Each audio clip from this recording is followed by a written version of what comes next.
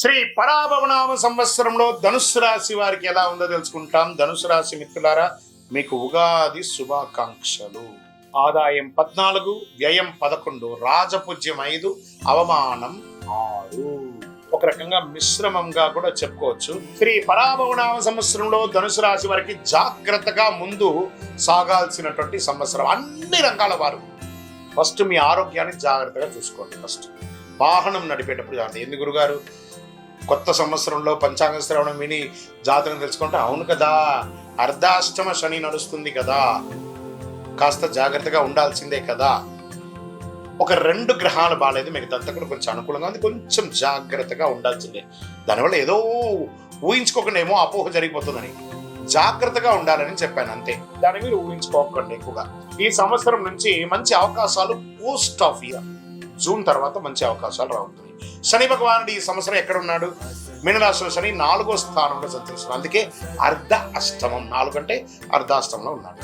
గృహ సంబంధ విషయంలో ఇబ్బంది పెడుతుంటాడు, మానసిక ఒత్తిడి ఇస్తుంటాడు, స్థిరాస్తి విషయంలో అల్లకల్లోలాన్ని సృష్టిస్తుంటాడు. ఇవన్నీ జరుగుతుంటాయి. ఇంకా గురు భగవానుడు 7వ ఇంట్లో ఉన్నాడు. జూన్ 2 గురు 8వ ఇంటికి, అక్టోబర్ 31 గురు 9వ ఇంటికి, జనవరి 25 8వ ఇంటికి ఫలితాన్ని ఇస్తున్నాడు. ఆధ్యాత్మిక ఆసక్తి, అదృష్టం క్రమంగా పెరుగుతుంది, గురువుల ఆశీర్వాదం పెరుగుతుంది, వివాహ యోగం, సంతాన యోగం పెరిగే అవకాశాలు ఉన్నాయి. ఇక్కడ జాగ్రత్తగా ఉండొచ్చు. రాహు కేతు యొక్క సంచారం ఎలా ఉందంటే, సంవత్సర ప్రారంభంలో రాహు 3వ ఇంట్లో, కేతు 9వ ఇంట్లో.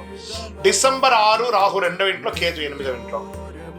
ఫలితం ధైర్యం పెరుగుతుంది, కుటుంబ విషయంలో జాగ్రత్త, మాటలో నియంత్రణ, నూతనంగా వివాహం అయ్యి లేదా వివాహం కావాల్సిన వాళ్ళు మాట్లాడుకునేటప్పుడు అదుపు తప్పకండి, మీ లిమిట్స్ క్రాస్ చేయకండి. దానివల్ల దూరం అయ్యే అవకాశాలు ఎక్కువ ఉన్నాయి ఈ సంవత్సరం. ఈ సంవత్సరం మాటలో నియంత్రణ చాలా అవసరం, బాగా నియంత్రణ అవసరం. ఆదాయం మితంగా ఉంటుంది, ఖర్చులు పెరుగుతుంది, పెద్ద గొప్ప ఆదాయమే ఉండదు ఈ సంవత్సరం. పెట్టుబడులు జాగ్రత్త. ఎవరినైనా నమ్మి పెట్టుబడి పెట్టేటప్పుడు 1సారికి 2సారికి 3సారికి 4సారి ఆలోచించి పెట్టుబడులు పెట్టండి.